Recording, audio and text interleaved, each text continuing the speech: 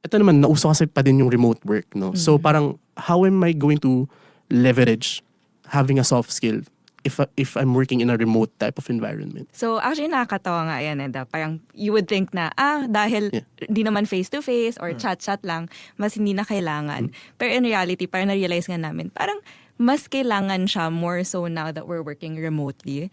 Dati parang nagkaroon kami ng awayan dahil alam mo naman, syempre different syntax style lalo na sa generation. Parang may isa kaming office mate. Nag-chat lang siya, tapos may exclamation point. And for us, di ba? Kasi parang, excited, ganon. Pero for the other person, parang kala niya, nagalit. Ayun.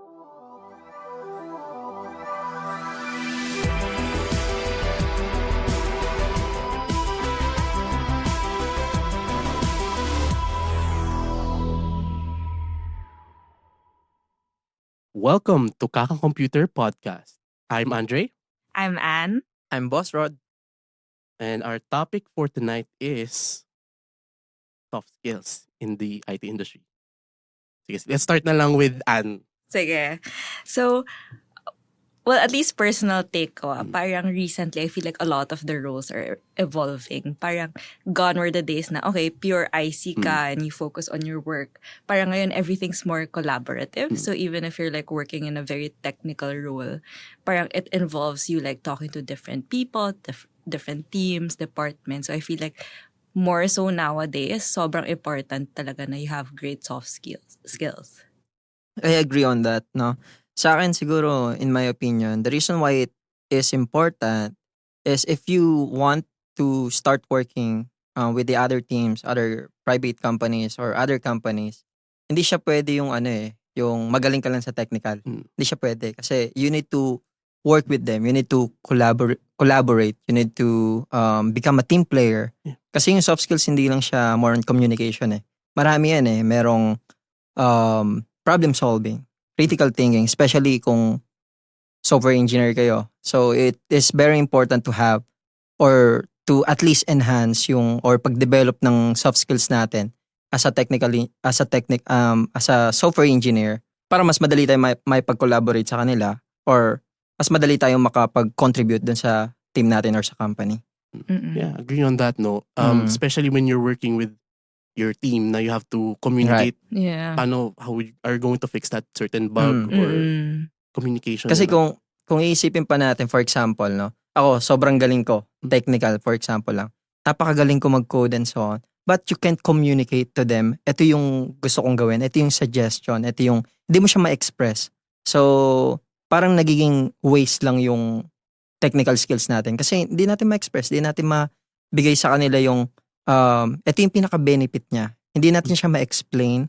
So, that's why I think it is very important to have soft skills. Yeah. And I have to agree with that. Kasi parang, ang dami ko nang na-meet na sobrang galing talaga in terms of technical. Pero parang nada-downplay siya. Kasi hindi nila ma-explain na parang, ito yung benefit, ito yung value ng ginagawa ko to layman's term. And I think yun yung reality na you're not always working with people na diba, parang technically, very advanced. So, sayang.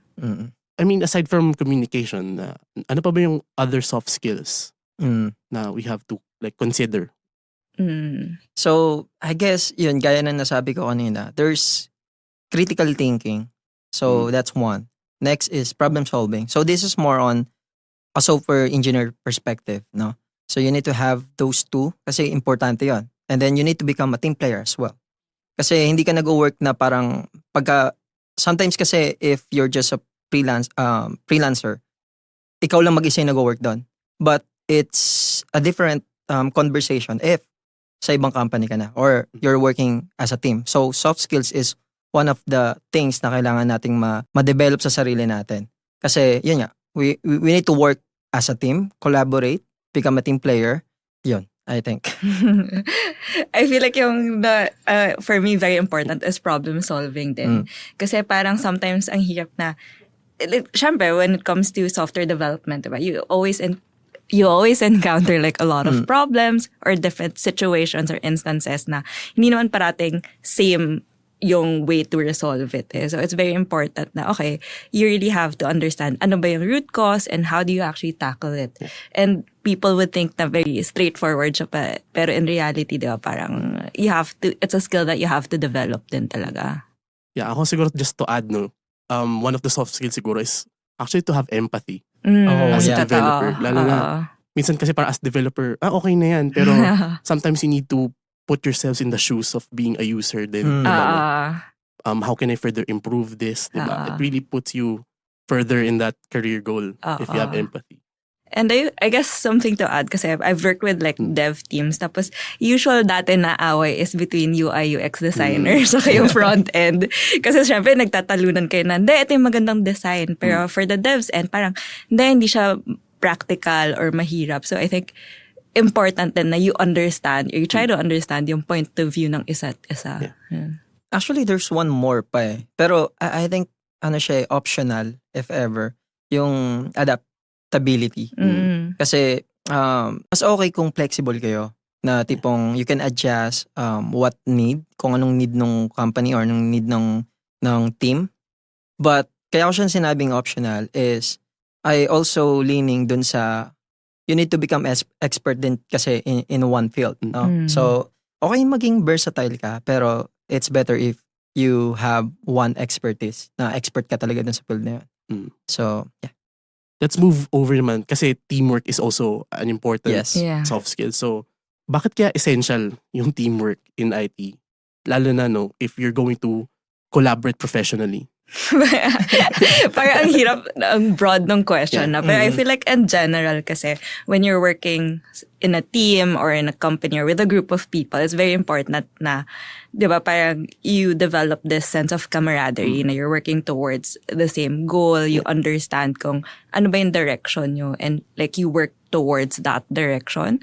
So similarly, I feel like for IT na parang it's important na kung sino kasama mo, who you're working with, parang nagkaka-align kayo at least with what you guys want to happen, anong expectations, anong goals. Kasi usually dun ko nakikita yung nagbubunga yung mga conflict, yung parang iba priorities or iba yung focus. So I feel like that's why it's very important na we build or you have a solid teamwork with your group. Okay, before we proceed with other questions though, let's take this time to thank our sponsor Brewed Coffee. Thank you. All right, so if you're finding this episode helpful, please make sure to subscribe and share it with others that just might benefit in having their IT careers. Okay, so yeah. Ako siguro addition ko lang dun sa why teamwork is important. It's because may kanya-kanya kasi tayong expertise. Diba? Sa team kasi, merong magagaling sa technical, may magagaling sa management, may magagaling sa QA, may magagaling sa design. Actually, kaya siyang gawin ng isang tao, but yung the quality nung mapoproduce nung isang tao is hindi siya ganun kaganda if i-compare mo siya dun sa teamwork. And also, teamwork is important. Napupunan natin yung mga, yung mga lack of skills. So, parang kumbaga, kasi hindi naman parang, wala kasing perfect eh, diba? Walang perfect. So, yung ibang teammates mo or ibang ka-workmates mo, sila yung nagpupuna dun sa mga kulang sa'yo. So parang ganun yung idea niya. And you have more ideas when working together. Yeah. Team player. Team player. Ito naman, nauso kasi pa din yung remote work, no? So parang, how am I going to leverage having a soft skill if I'm working in a remote type of environment? So actually nakakatawa nga yan parang you would think na dahil di naman face-to-face or chat-chat lang, mas hindi na kailangan. Pero in reality, parang na-realize nga namin, parang mas kailangan siya more so now that we're working remotely. Kasi dati, pag nakikita kayo sa office, di ba, parang pwede kayong magchikahan, you're able to build relationships na very casual or parang outside of work. Ngayon kasi parang only interaction nyo is either meetings or sa chat. So it makes it more important na you get or you learn how to connect with your teammates, even if you're just or you've never seen each other in person. Parang sobrang, ito parati kang sinasabi pag nag-onboarding kami kung bakit sobrang important na you try to express yourself ng as much as possible. Kasi dati parang nagkaroon kami ng awayan dahil alam mo naman, syempre different syntax style lalo na sa generation. Parang may isa kaming office mate. Nag-chat lang siya, tapos may exclamation point. And for us, di ba? Kasi parang, excited, ganon. Pero for the other person, parang kala niya, nagalit. Ayun. Tapos parang dami na nagbunga doon. So parang doon namin na-realize na, okay, it's actually more important ngayon na hindi kayo nakikita. Kasi you don't have anything to bank on. Wala kang relationship, wala kayong face-to-face na interaction.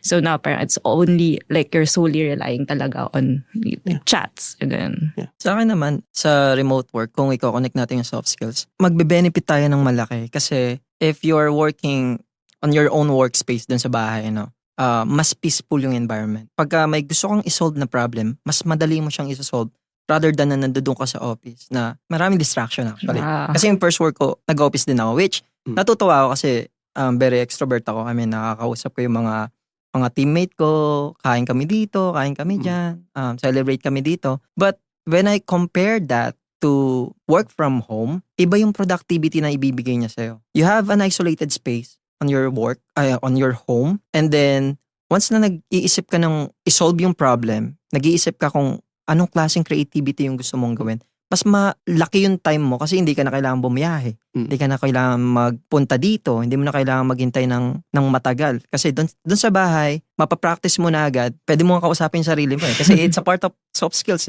You need to communicate. You need to communicate yourself to communicate, and also you need to think how to solve the problem, how to be creative on what you're planning to do. So, I guess yun yung pinaka-benefit niya sa remote.